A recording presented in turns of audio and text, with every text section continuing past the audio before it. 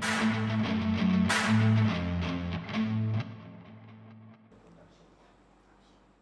evening and welcome back to Sports 101. We are back on air again, and this time around, there will be no stopping us. I mean, every Sunday from 7 to 8 p.m., we'll be back on your channels and we'll discuss the best of reviews across the world of sports. We will do every range of sports from soccer to basketball to tennis to everything relevant sports. So kindly tell a friend to tell a friend to tell a friend that Sports 101, the Sunday evening show, is back, and we are back with a big bang.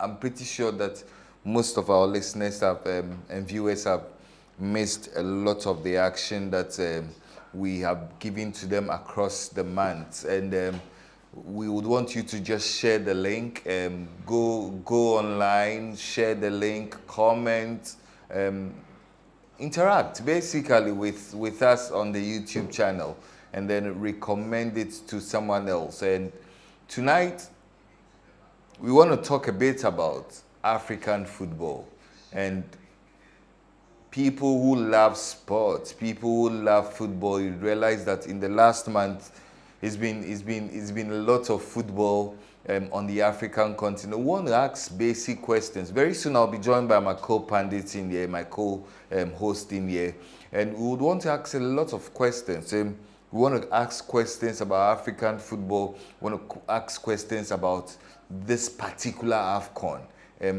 How well would you rate this particular AFCON in terms of the mileage, in terms of the football played, in terms of the tactical acumen of the various technical departments? Obviously, I know a lot of Ghanaians would want to easily forget this AFCON because it's been a disastrous AFCON for Ghana so far. We are not here to talk about the Black Stars. We are here to talk about African football.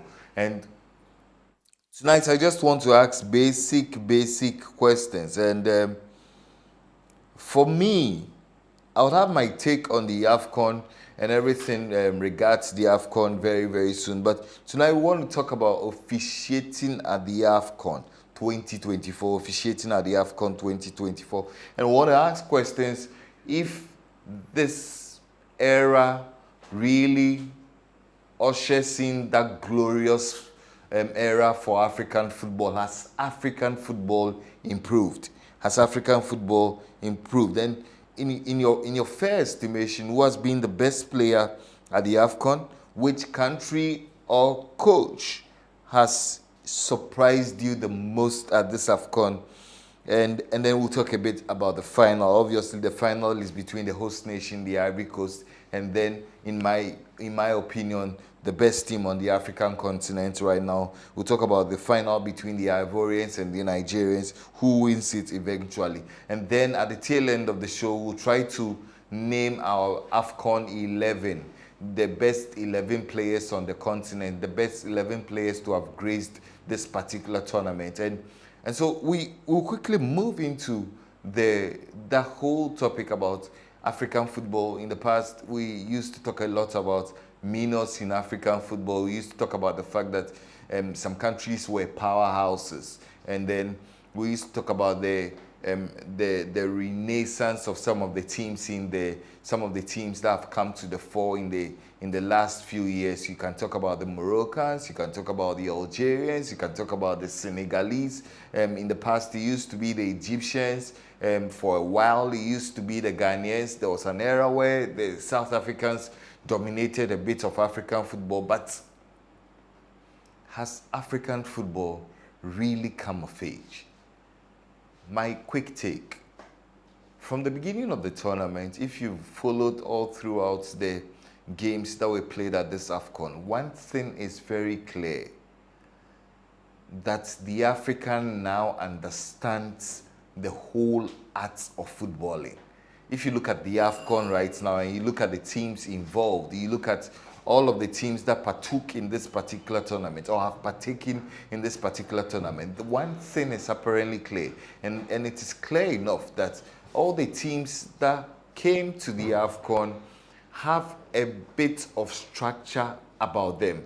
And for me, if you want any entity football-wise to develop, the first thing that comes to mind has to be the structure, the framework within which everything operates. And to my surprise, I have witnessed some of the best footballing matches at this AFCON. There are a couple of matches that stand out for me. One that easily comes to mind has to be when the Algerians had to meet was it the Mauritanians? The Mauritanians. And that particular game, I think that typifies everything that we need to realize about African football right now. That it is not enough to have names, it is not enough to have a collection of superstars, but it is enough to have a structure, it is enough to understand who heads the technical team, and then it is enough to draft in the players who should make that particular entity working and working effectively.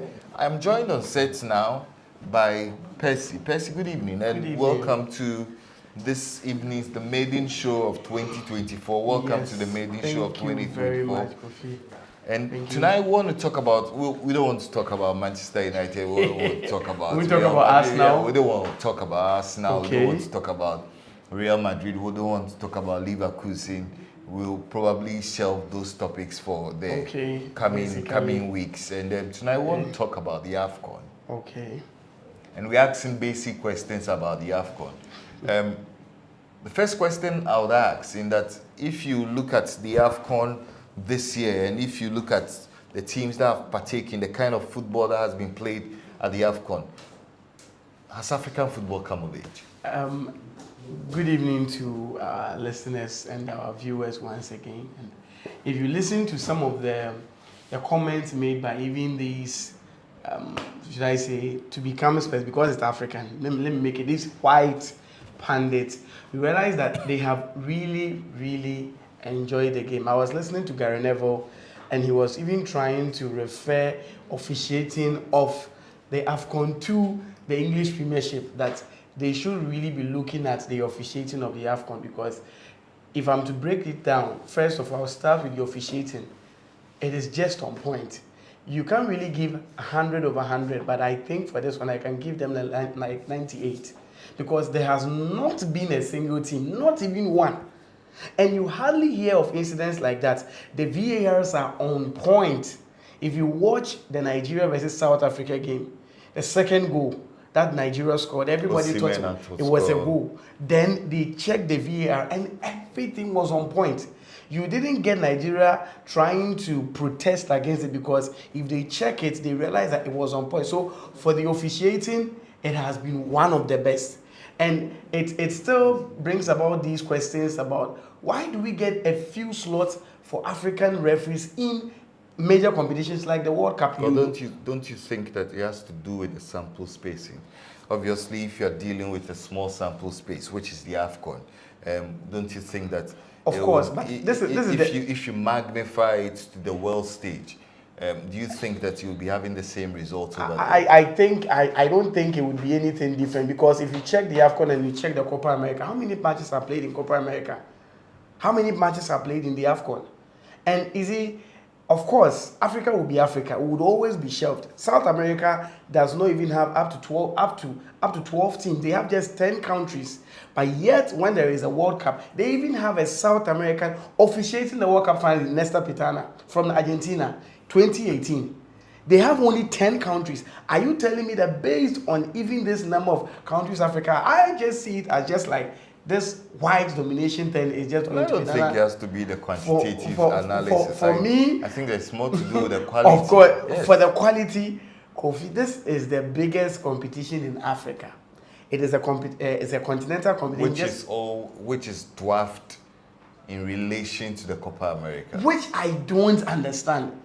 Which I do not understand, but hey, I think, of course, because of course, save Brazil, save Argentina, save probably Uruguay. Which country? Is it Colombia? There is nothing that Colombia has done that even Senegal has not done. They've not even gone to the semi-final before. So Africa has really, in fact, South America, apart from these three countries you've mentioned, and probably you can throw in Colombia, which country has gone to the semi-final? But in Africa, at least now you can boast of three. Quarterfinals, three, semi-final, one. Come on. But that is just by the way. So officiating, fine. The next one is the quality. The officiating, let me just ask you this question briefly before we go in regards to the officiating. Yes, everybody seems to be talking about the VAR and the application of the VAR, particularly at this tournament. And then I ask myself basic questions. How many countries in Africa are able to implement the VAR domestically? Because the point is simple. If you're able to implement the VAR domestically, then it would mean that the technology gets to be used on a regular basis by the footballers in the country. Exactly. And so they regularize themselves with that technology. Exactly. You don't have to wait every 2 years to go there and to be caught in the act of the VAR and it's all of its surprises. And exactly. I mean, how are we able to bridge the gap? Because you see, these are very critical things that we ought to address regards African football. How are we able to bridge the gap between the Europeans, the Western world? I've watched games in Colombia. I've watched games. I've watched games in Paraguay. Of course. And they use the VAR. Of course. How many African countries are able to use the VAR? You always say that when it comes to us and the rest, we are far behind. You see, I really love what Peter Mosimane is doing. He's trying to, if not catch up with the Europeans, at least try and level up with it. Because for South America, of course, in terms of their economy, a lot of them probably will be at par with us, but they have injected into football. They know it is one of them. In fact, it is part of the nation's GDP. If they want to talk about the nation's GDP, you're talking about Brazil, the nation GDP, they know that football contributes. So this is the case that if football is bringing issues to the nations or to the president or to the cabinet or whatever, it is understood that just like their exports, like maybe coffee or sugar or whatever, football is one of them. If you go to Uruguay, it is the same. Argentina, it is the same. So it is something that they have not taken it that, oh, it is one of those, a few things that, okay, it's a talent factory. So they have added that to it. So as a result of that, everything about their football is up to date. It's top notch. So even before the players would even leave the South, that is their leagues that they play, and move to Europe, they are abreast with most of the facilities there is. Now, for us, you've asked the question that I think only a few of the countries, maybe the Maghrebians, maybe Algeria, maybe Morocco, maybe Egypt, Tunisia, these four. Then maybe you will probably add South Africa. Then Tanzania is also trying to really do a lot. DRC was doing something, but you take probably the Maghrebians and South Africa. The rest of us are just we are playing football. We are not doing football. As a result of that, even the pitches we don't have. Some don't even have stable electricity. Where do they fix the VAR? Even some countries do not have stable electricity. So in this case, this is something that it has to boil down to the FA. This is the case that I think will come to Ghana. This is the case that countries that participated, Ghana had 700,000 for exiting in the group stage. This is the time that per the money you've received, you inject it in you don't expect Peter Mosimane, after injecting this amount of money and all of the CAF money that is given to the FAs, expecting him to also inject this, because in CAF Champions League there's VAR. Yeah.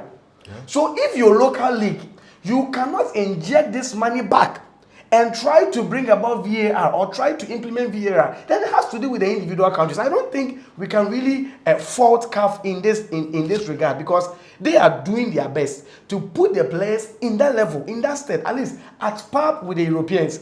So if these players, when they come for the AFCON and everything is the international standard, and you come back to your league and you have been able to amass this amount, let's take the count, let's say DRC.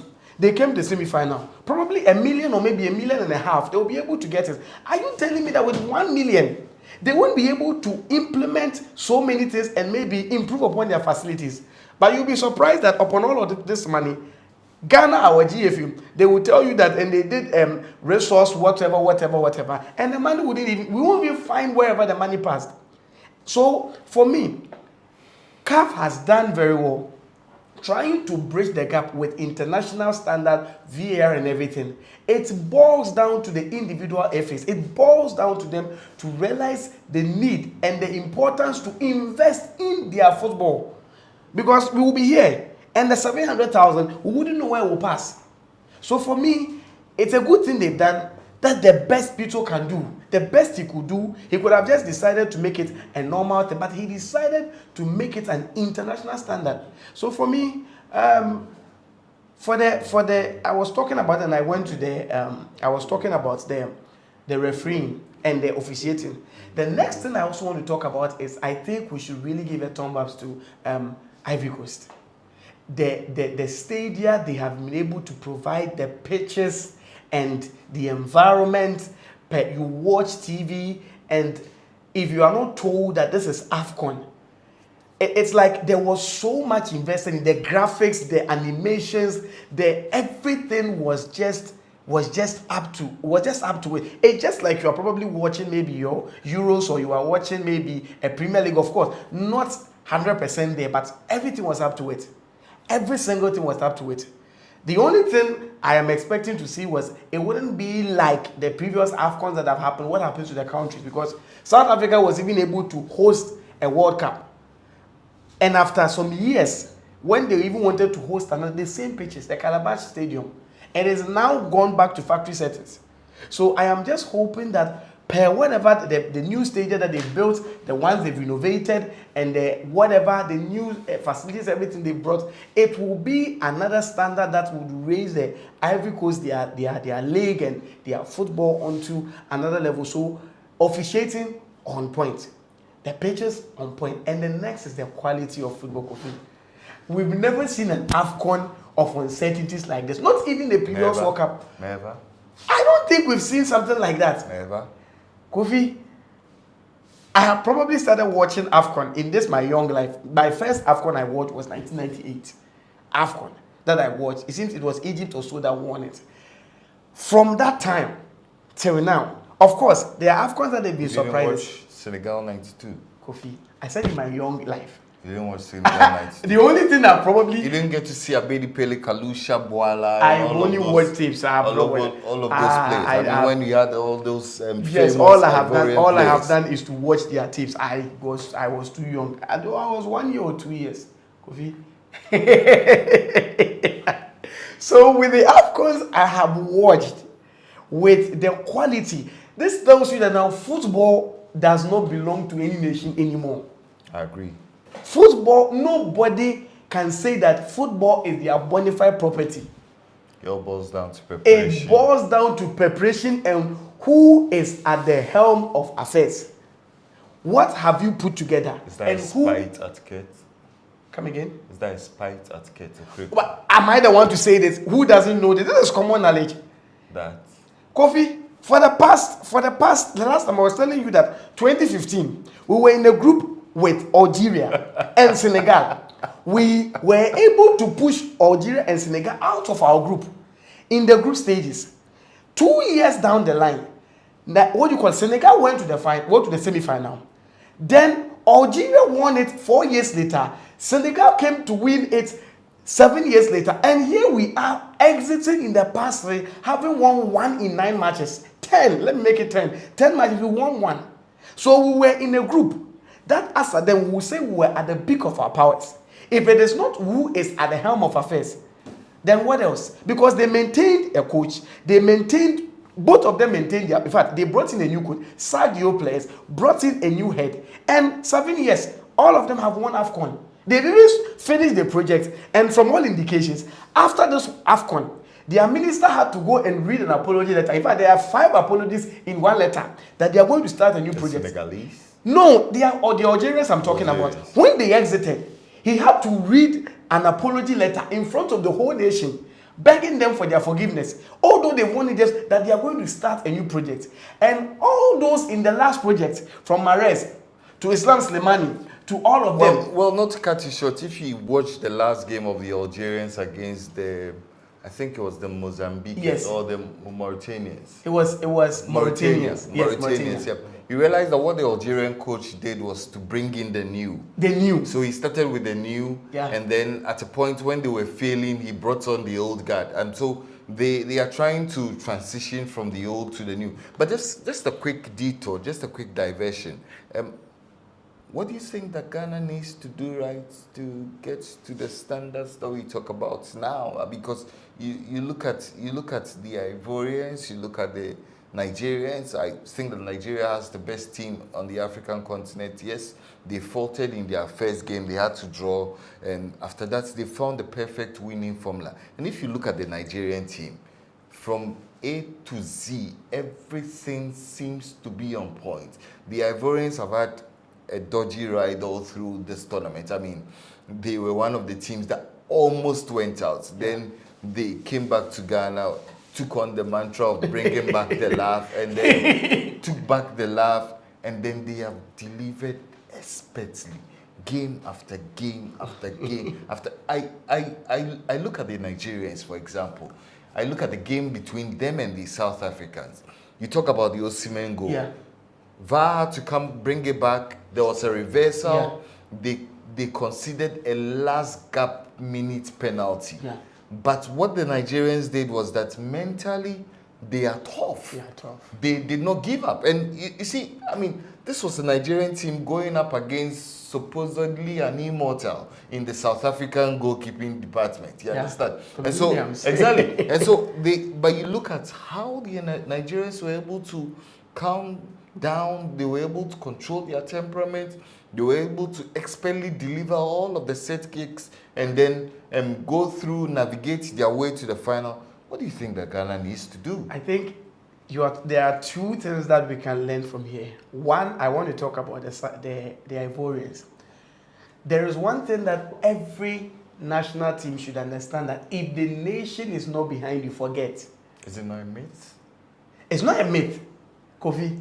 It is not. If the nation... Is it not superstition? Kofi, but football is superstition. We all know football is superstition. You are back with your superstition. Oh, I know this one. Me today, my prophet has told me things. So me, this one there. I don't care. I don't care what the what do you call it? The statistics and whatever shows. Now, if your nation is not behind you are back with the Croats playing for a Champions League winning team and all of that. But this one, the superstition, they are many. They are many. Whenever Nigeria and Cote d'Ivoire they meet, Nigeria wins if it is a trophy. That is for the Nigerians. Any team that eliminates Senegal and goes to the final wins. From 2000, from 1990, from 2000, 2004, 2017 till now. That is what happened. So they all have theirs. The superstition is there, but we'll put that for another day. But if the nation is not behind you, see, when they started and their coach, there were issues, even Nicolas Supi was starting and blah, blah, blah, blah, blah, and they just took the guy off. Nothing has changed though. No new players have been brought. Probably you would think that, okay, when players have a new coach, there is a different buzz around the whole place and everything changes. But this happened in Spain. World Cup 2018. Lopetegui was taken off, thinking that when Fernando Hierro is brought, everything will change. Nothing changed. Because as at the time Hierro was brought, there were still issues in the camp. But this one, when this new guy was brought in, I don't know if it was the coach the players did not like, or was the coach the nation did not. But when the assistant was brought in, all of a sudden, everything about the team actually. Listen, Kofi. Ghana, the population of Ghana, if we are 30 million, about 20 million hate Black Stars, including myself. I hate it when I see them play. Because all I see is corruption. 11 corrupted, not like the players have been corrupted, but it is more or less like people sitting somewhere and bringing pawns on the field to play so that they will be able to get. So me, myself, watching Black Stars, I want them to fail. And I know you, if I ask you your views about the Black Stars, I don't think you probably even wanted, because if they probably progressed, it would have been, oh, after all, it will be people all the country. For me, I was not behind this team. But for the fact that the nation decided to put everything behind and decide to go behind it. Listen, football it does more than just make us happy. You think Ivorians, they don't have issues in their country. With that small time and everything that has, in fact, Even if they have issues with their economy, everything has been brought aside. So for me, all I can say is that if the nation is not backing you, if I were you, I would just step down and I will let everything change. I'm not throwing subliminals anywhere. I'm saying as it should be. That is just for the Ivorians. Now with the Nigerians, listen. Nigerians are trying to tell you that, or they are trying to tell a story that if you want to start a new project, like Ghanaians we think, you don't fade away everyone just because you want to start a new project. It doesn't happen anywhere. No country has done that and won. There is no country that has won an AFCON or a major trophy that decides to fade out every old player because we want to start anew. It doesn't happen. It never happens. Every team that has won in the recent past doesn't do that. We probably, because of our issues with maybe our GFA or whatever, I am not saying the DIO should stay or another player should stay, but you don't fade out every old player. And because a team... Let me put you to the spot. Who do you think should deserve to be part of the remnants who stay? Right now, Black Stars. Yes. The remnant, the team, the players I expect to stay. Mm-hmm. I expect one, Amate, to stay. Amate. Daniel Amate. And I will give you my reasons. I am not saying he should start. No, I get you. I want Amate to stay. Daniel Amate, you want Daniel Amate to I want Amate to stay. Mm-hmm. And who? If I take Amate out, I come to the whole midfield. I don't think anybody should stay. Mm-hmm. The attack, nobody should stay. You don't think Jordan needs to stay? No. Why? I don't expect him to stay. Why? Because one, he is not going to improve. Two, he is not going to improve any player. Three, he will be a hindrance to whoever is also there. I don't get it. When he plays or when he is called, I don't know if it is a norm that is there. He should be forced to play. Old players in a team, big or whatever national team I've seen, they always mentor the young ones. Do you not think that the team has to be based on meritocracy? Is there a player out there playing more consistently at the top level more than Jordan Ayew? You don't need a player playing at top level to make a national team perform. Then what will be the criteria for selecting players into the Black Stars? That is why the best way you can back something like this. Look at this Nigerian team. You look at this Nigerian team. You were the Nigerian team of 2013. Which one of them doesn't play consistently for their... I look at Adama Lukman. I look at Victor Osimhen. But he plays for Crystal Palace. You are saying a top notch. I thought you were coming to talk... Which are the teams? He plays in the EPL. Kofi. This is a man who has played under so many world-class managers and not one of them has cared to drop him. It is sad. This is where Ghana has got into that. Now we are talking about top. When you said he plays at the top and at the highest level, I thought you were coming to talk about a Juventus, a Chelsea, a Manchester United. But that's been trivial. I am trying to tell you that if we are talking about a player that has played in the highest level and should stay, then nobody should be there who plays in the highest level. This is Crystal Palace. What is Crystal Palace? No, but do you have the Nigerians who have players or remnants staying? Check the teams they play. Check the teams they play. Remnants, you are talking about top level. Who will Jordan mentor? Have you seen Jordan improve since he started playing? I don't get it. Does Jordan have to mentor anyone? No, but you still know. Well, I don't think that the national team is a daycare. No, I don't think it's a nursery or a kindergarten. What I am trying to say is that you are invited to the national team. You are ripe enough to play not every for player, the national team. Not every player we do not need to mentor you. What is Ahmed Musa doing in the Nigerian team? What is he doing? He's there. Has he played a single match? He's there as inspiration. Inspiration! Are you telling me that Jordan is an inspiration to any player in the national team? You tell me. Well, I do not know. So you do not know. But you can firmly say that Ahmed Musa is an inspiration. Watch him at the touchline. Ahmed Musa is one of the last remnants of those who won the AFCON in 2013. What has Jordan won for the Black Stars? What has he even won for himself? Tell me the trophy he has even won that he can even tell any player that this is how to win a trophy. I do not want us to stretch the argument, but if you stretch the argument, all of these people that we hail as Samoja and Stephen Appiah, Sule Muntari, Michael Essien, and all of them, what did they win for Ghana? Kofi. What did they absolutely do for Ghana? Kofi. All they did was to wear the jersey, run around and sweat. Kofi, that is not That's all they did. Kofi. What did they win for Then Ghana? you are trying to say that from 1982, every player has been rubbish. Fantastic. So I am saying that based on where we are, there needs to be be metrics. Could be. Do you understand? And for me, I think I will come back to the AFCON proper. We'll come back online. For me, I think that there's been a lot of spiting of some players in the Black Stars, and for me, it ought to stop. Why should it stop? I am sure the people are spiting Jordan Ayew because he is the son of Abedi Pele. Why do you always think End of story. End of story. If Jordan was anybody else, I mean, why would you choose Amate ahead of Jordan? Why would I choose Jordan ahead of Amate? Tell me how special it is. In fact, for the front line, now these are the players: Joseph Painter, Mohamed Kudus, Jordan Ayew, then probably Fatawi Shahaku, and Nesmiama. And you are supposed to keep 4 out of this 5. Whom will you boot out? Who is the guy playing at the most top level? None. Maybe if you take away Kudus. Kofi, wait.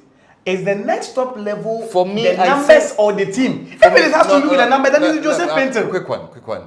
For me, I think the whole Jordan conundrum has to be who manages the Black Stars. Listen, you cannot tell me that a coach like the Crystal Palace coach. The current Crystal Palace coach, Roy Hodgson. You cannot tell me that Patrick Vieira. You cannot tell me that all of those managers. It is Crystal Palace. Managed it is Crystal not Manchester Palace. United. No, it is not hold on. I am making a point. The point is simple.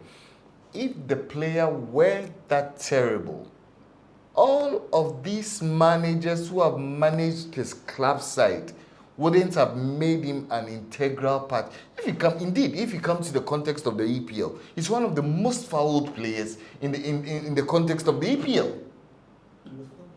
Yes, you understand? How it means no. There you know most of his fouls were not even close. No, there is a technical dimension to that. It means that this is somebody you can trust to win you set pieces at very crucial points. Kofi, did you check where of the pitch? No, it is not it, Kofi. But check his stats in the Black Stars team. But most of the fouls have been way away. But he gets the ball, moves to the center circle. His fouls are nowhere near. The players that get you the foul are Ernest Nyama, Joseph Painter. In fact, the penalty we had was Joseph Painter, Ernest Nyama, Fatawi Shahaku. Listen, he is in a team playing with players like Eberechi Eze. Kofi are the players. Eberechi Eze. He was playing with Wilfred Zaha. I get the point you're making. He's not in a big team. I get the point you're making. But the point nobody has any hatred for him. The point is that if the Black Stars were a serious entity, we will not be mentioning Ishahaku's name in this conversation. Kofi. I mean, for crying out loud. Fatawi we are just not making ripe for the Black Stars. So Jordan has always been. Jordan has always been. It's not ripe for the Black Stars. If we were a serious country. Quick one. Who has been your best player at the AFCON? The AFCON? Yes. Mohamed Kudus. Just 2 matches. I'm not talking about the best Ghanaian player. The best player? For now, you know the funny thing? I will choose William Troost-Ekong. I will choose the defender. Not just the penalties. If you watch him, he's not really a top-notch player. You know, when I was in secondary school, my nickname used to be Troost-Ekong. What did he have another a father who was playing football? No, same person. Troost-Ekong. Yes, Troost-Ekong. I mean, he's the same person. He's been around. He's been around for long. Yes. Then he's old. Quite old. Because for me, either he or Robin Williams. But Robin Williams did not, that is the South African goalkeeper, but he did not get, and this is an AFCON that you can't really pinpoint one player that has probably been overly exceptional. Probably all those who started, they were just booted out there. Equatorial Guinea right back converted to center forward. He's not there. And Osimhen, he's done well, but the numbers do not favor him. He's had an average. Yes. He just scored one goal, 1 assist, and he's just. But Trust Ekong, you watch him, and Nigeria has conceded only 2 goals. One is a penalty. So it means that from open play, 1 goal, the whole of the of the tournament. And as a defender, adding goals to it, a penalty, of course, it's a goal. Ghana came out of the AFCON of the World Cup because of a penalty. And I love the way he takes his penalties, like Lampard. He does it, he drives it with power, no direction, either the center or just straight. Even if you catch it, he would just leave it and probably will rebound. So for me, I was probably going to choose between he and Frank Kessié. Of the Ivorians? Because for the Ivorians, I can't really pinpoint. No, but he's not been a regular fixture in the Ivorians. They don't even have regular fixtures. Yeah. That Fofana guy, that guy, he doesn't really look like a footballer. He looks like Mbola Sanji. That's anytime I look at him, player. Anytime I look at Fofana, I think it's like Mbola Sanji. He's trying to be a footballer. Turi. He can. Anytime I look at him, that's the mental image that comes across. So for me, William Trust Ekong. For me, some will probably argue for Ademola Lookman, but of course, even if his number of goals, he has 3 goals. Trust Ekong has 2, but with what he's done, he's been like a Cannavaro for the Nigerian national team, and his leadership. You watch him. Their last match, that is the last match versus South Africa, when they started at the 4-back, all of a sudden they realized that everything was not going on. Then they switched to the 3-back. And the 3-back, when he is in the middle, you realize that he was able to control everything in the Nigerian defense. We all thought that the big wigs coming into this AFCON, especially with the Nigerian team of Osimhen, Samuel Chukwueze, Victor Boniface did not come, Simon Moses, Joe Aribo does not even have a start. All of the players that are in, we were expecting these strikers or midfielders, but you check the Nigerian team, the best player in this Nigerian team has to be William Trust Ekong. And for me, I am also tipping him to be the player of the tournament. Well, I think that the Nigerians have a very balanced team from Semi Ajayi to Trust Ekong. Trust Ekong is 30 years, plays with PAOK Thessalonica. The guy will get a new team. Yes, in the Greece team. Then Calvin Bassey has also been absolutely. Ole Aina, Onyeka, Alexi Wobi, Sanusi, and then Chukwueze, Adama Lookman. He has always been on the bench. Osimhen. I think that the Nigerians have a very good team. But if you pushed me to the wall, I would go for Adama Lookman. I think that he's been absolutely a revelation. You know, he is one of those kids who was not born in Nigeria. He pushed for the English national team for long. So you look at Adama Lookman, and he's been a journeyman. I mean, from Everton. He went to right Atlanta. Now he's playing with Atlanta. I think he's found his home in Atlanta. He's doing a lot of the things right, and to take on the reins of the Super Eagles team and then carry them literally on your shoulders. That's a big ask because, you know, a lot of the people had huge expectations for Victor Osimhen. I am not saying he could score a hat-trick tonight. I mean, this is not a prophecy, but he could score a hat-trick tonight. I look at the expectation and I look at the Nigerians. If you play for the Super Eagles, it's almost a pressure cooker situation. It is not. They are a country that, if you take away Emmanuel Amunike, who actually scored about 5 goals in AFCON 1994, whenever they come to AFCON, the strikers never shine. Yeah. Kanu never. He doesn't even have a single goal in all of the AFCONs he's played. One Kanu. That's strange. He has no AFCON goal. That's strange. You are surprised. That's strange. Their strikers don't score. What's the name of that striker? Julius Agahoa, or which one? No, Agahoa, the big boy. Or what do you call it? Yakubu Aibeni. It's not Ibeni. Which one? Ibeni is more contemporary. Obafemi Martins. Obafemi Martins. There was the striker who played in the Abedi Pele era. I don't know if it was Amunike. Amunike was the mainstay. It wasn't Emmanuel Amunike. I'll probably get the name for you. But they don't have their strikers for them to win the AFCON, because even the 2013 AFCON, it was Emmanuel Emenike who was the one who was scoring. But for him, he is not really like I was saying, it is not the top star strikers who score, because like I told you, for Kanu, for all he had, for all of the things he did, he never scored in the AFCON. And even what you call it, talking about Rashid Yakini. Yakini was more of he was well known in Africa. Yes, but I'm talking about like you have Kanu, like you have the senior man Yakuba Ibeni, and all these players. When it comes to AFCON and the times they win, it is the players who are really relatively unknown, probably even not the strikers who score. So, and there is one thing that I've realized about Osimhen. He is more of put the team's needs above his. Because if you watch they and Cameroon, that is the quarterfinals match, the one he had to hustle the defender and get the ball. He had every chance to score. He could have scored. It's a 50-50. And strikers love to be selfish. A striker of his caliber, he decided to give a square pass just for Ademola Lookman to score. And that tells you that this is a player who is not ready to risk whatever it is to probably win a golden boot or whatever. But it is about Nigeria should win. And this is a team that they just won the AFCON 10 years ago. That they are so hungry that they think they won the AFCON in forever. It's like whatever you say, you come back to Ghana. You come back to Ghana.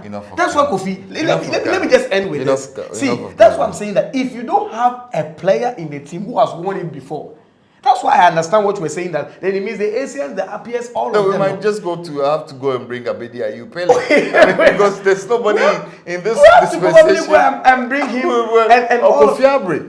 We have to probably bring them. Come on. We have to bring the let's just read some comments from the YouTube page. Let's read some comments from the YouTube page. Kojo Hayford says that I feel Nigeria must win to cause a lot of noise around the globe. Lucky says Ivorians are ruining it, but Nigerians have a solid team that plays to a structured template. The game will be excited. Benjamin Hagan. Benjamin Hagan is Kofi Mensah. Kofi Mensah says, yes, he was trying to tell us he was Rashid Yakini. Yeah. And then he says, Cote d'Ivoire all the way. PK Justice. I mean, Olele mentored Richard Ofori. And those are the results you saw. He said that Richard Ofori is a lucky player, a lucky goalkeeper. So we'll talk about the Black Stars and all of their wahala in the subsequent shows.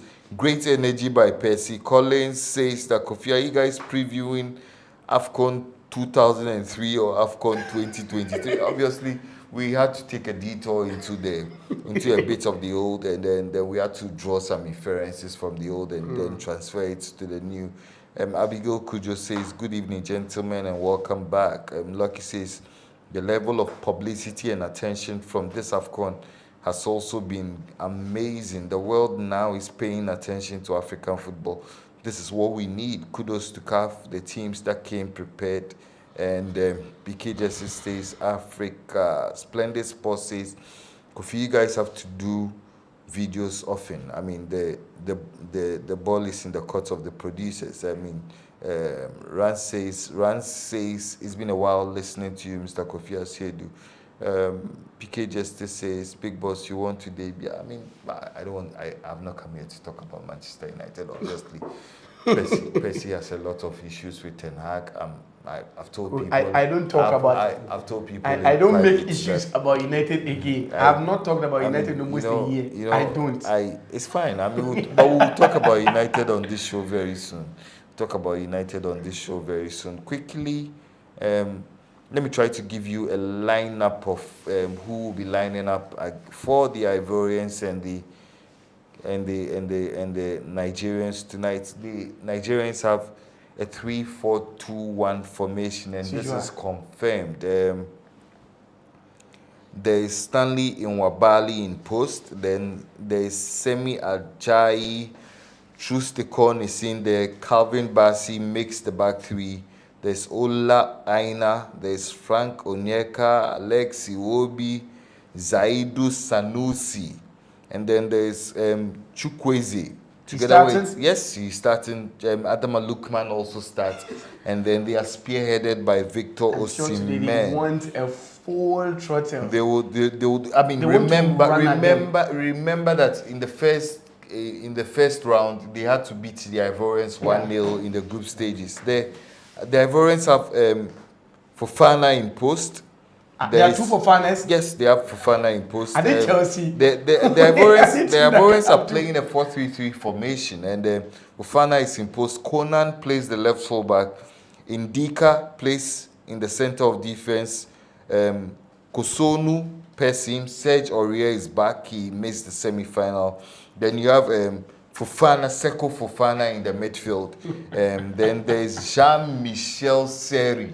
That guy has played the system in forever. He's been with Drogba. Yes, Jean-Michel Seri is in the midfield. Then you have Frank Kessie, Max Gradel at 37. Max Alain Gradel. Yeah, at 37. He's still I thought Serede will come. That's old man.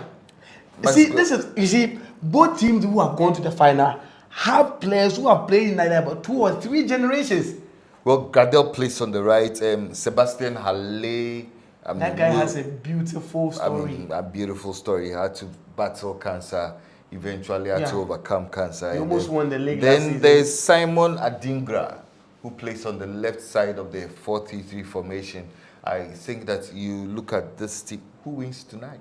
I've told you, my prophet has told me. Who wins tonight? Nigeria is winning. But if it goes to a penalty, Ivory Coast will win. Tell the prophets not to attach any condition. No. This one I have added to it.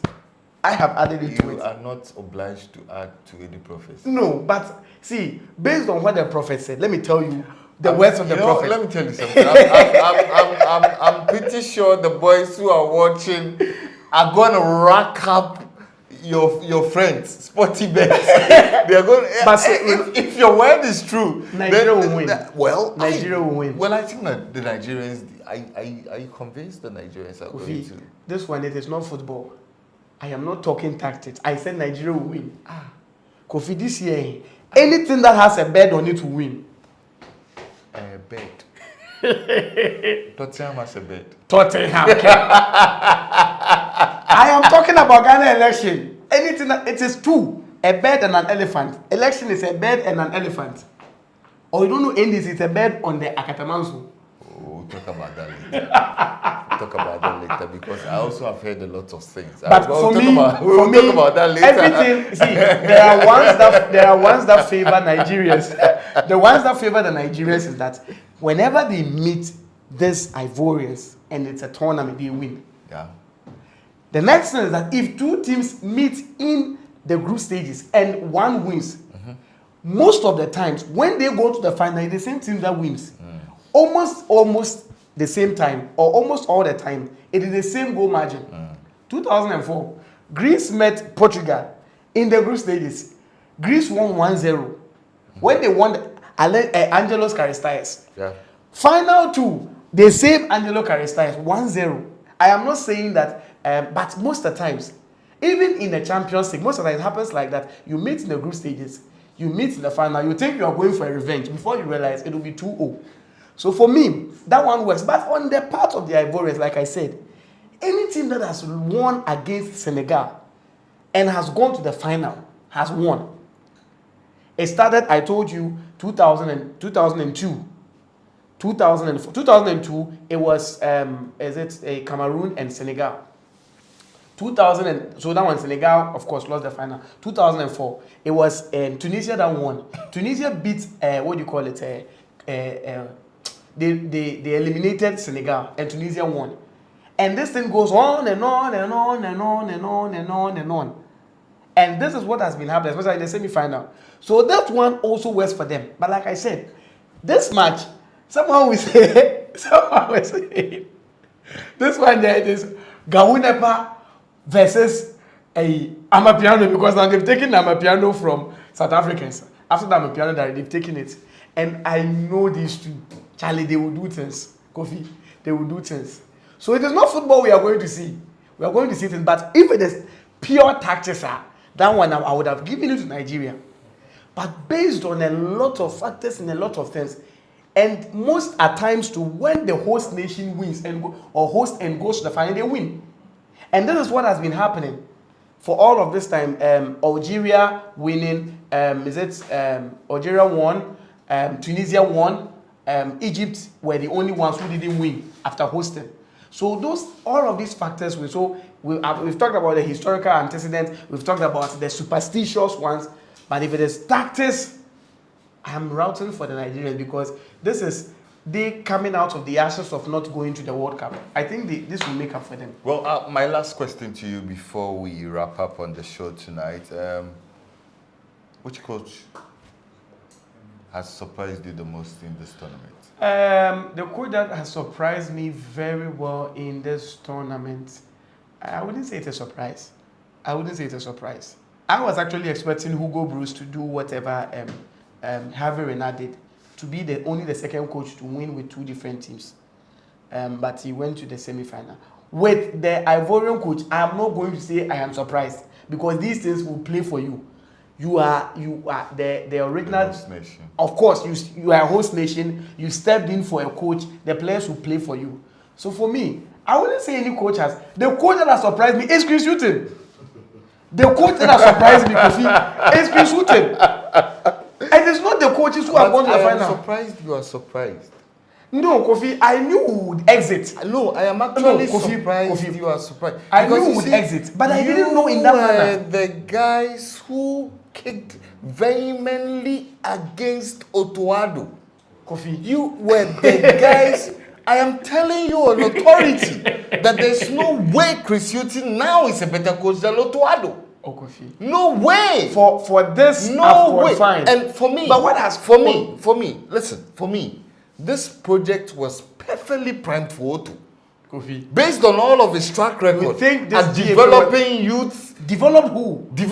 He is very instrumental. He is a trainer scout. No, that is his job. He is very instrumental in who Erling Haaland is today. Kofi. And if you look at the complexion of our team, was a prodigy who was primed for but success. Erling Haaland will tell you that he gives a lot of credits to Otuado because he's a trainer scout for the job Otuado did with him at Dortmund. Okay, so what is your point? What are you saying? My point is that I'm surprised you are surprised that I am not surprised. His team belongs to the 1990s.